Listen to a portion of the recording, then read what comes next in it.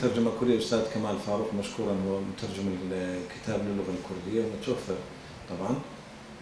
ففكرت بتأليف كتاب حول الإرشاد النفسي وأنا أدرسها، يعني أدرس كتاب أنا ألفته. فألفت الكتاب طبعا، وأضفت إلى الكتاب فصل خاص حول الإرشاد الصدمي الكوروني. نعم. الكورونا نموذجا في نهاية، طبعا في الفصل الثامن في نهاية الكتاب.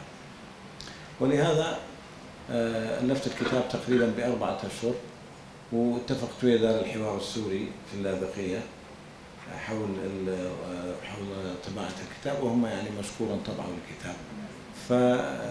ولكن بعد 2 سنين يلا أنا شفت يعني وصل الكتاب إلى تأخر وصوله طبعا بسبب الكورونا وبسبب عدم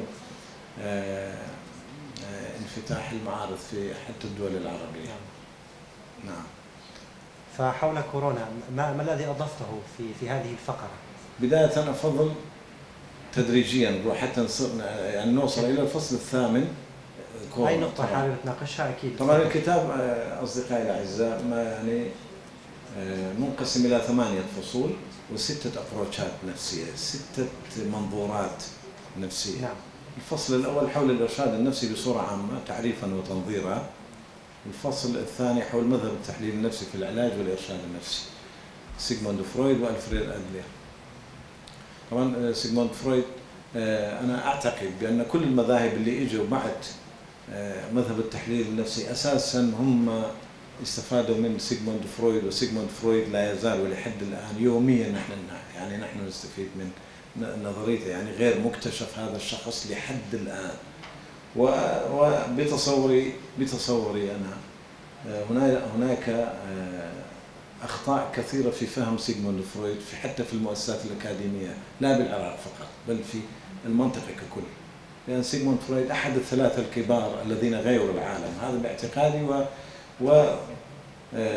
طبعا نتائج دراسات سيكولوجية هم وصلوا إلى هذه النتيجة. فالمذهب التحليل النفسي بحد ذاته كمنهج علاجي أساسا الأساس المتين لكل المذاهب والأبروشات النفسية اللي كما أشرت هذه البنية التحتية. البنية التحتية هي في نظرية ماسلو. نعم.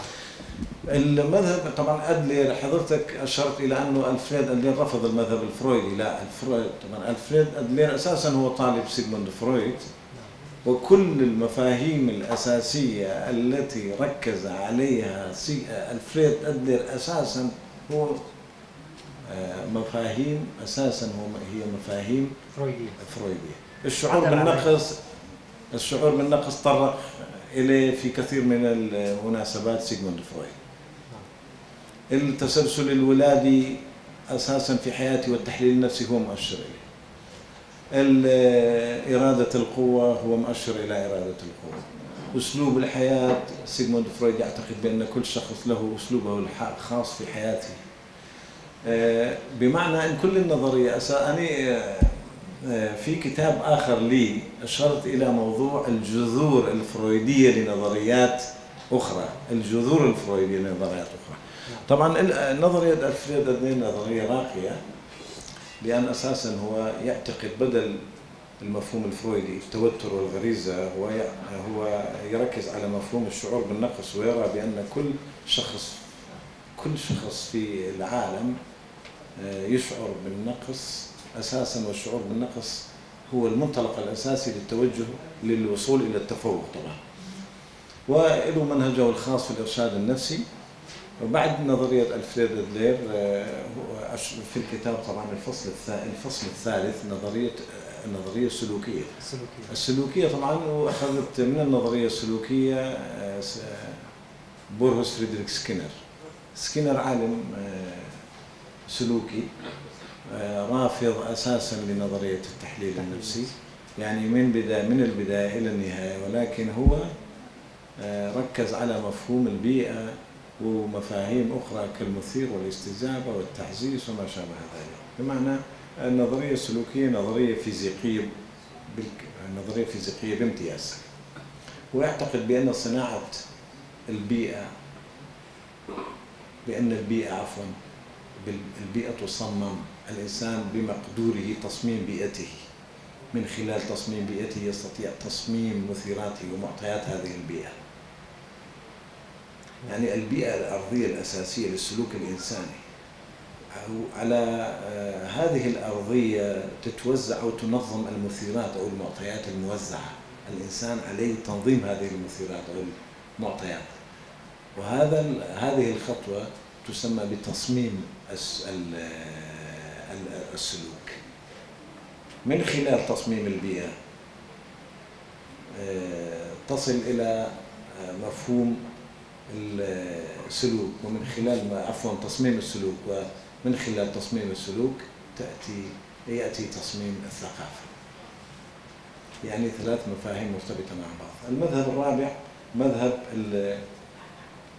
المنهج الروجرزي للعلاج النفسي وللإرشاد. طبعا منهج راقي إلى درجة لأنه أساسا ناضل كثيرا في الولايات المتحدة الأمريكية لتثبيت هذه النظرية، لأنه هو أصلا الوحيد اللي ما كان خريج كلية الطب، أساسا هو خريج آداب. نعم.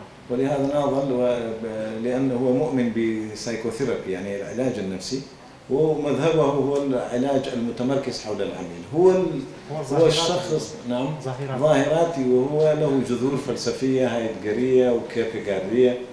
لأن المنهج الروجرزي متبنى على مفاهيم كيركيغارد الفينومينولوجيا الوجودي. طبعا كيركيغارد أبو الوجودية، حضرتك اختصاص فلسفة. فالمنهج الفصل الخامس المنهج الوجودي، وبعد ذلك المنهج المعرفي، وبعد ذلك الوجودي. المعرفي هم 3 علماء نفس، آرون بيك. آرون بيك طبعا هو يتبنى منهج CBT يسموه، يعني منهج السلوك المعرفي. بس بصورة عامة المنهج المعرفي هذا منهج منتشر الآن في الولايات المتحدة، والمنهج الأفضل في الولايات المتحدة وفي جميع الدول الغربية، لأن منهج سريع للعلاج المعرفي، يعني ما يحتاج وقت طويل مثل المنهج التحليل النفسي ومناهج أخرى. الروجرزي يعني تقريبا يصل الشخص إلى مبتغاه بتقريبا 50 جلسات، وكل جلسة بين كل جلسة وجلسة 14 يوم. ولكن المنهج المعرفي هم يركزون على معتقد الشخص، على فكرة الشخص، لأن المشكلة أساساً كامنة في نمطية تفكير الفرد. كيف يفكر الشخص؟ أنا لست محظوظاً نهائياً، ولأنني فشلت في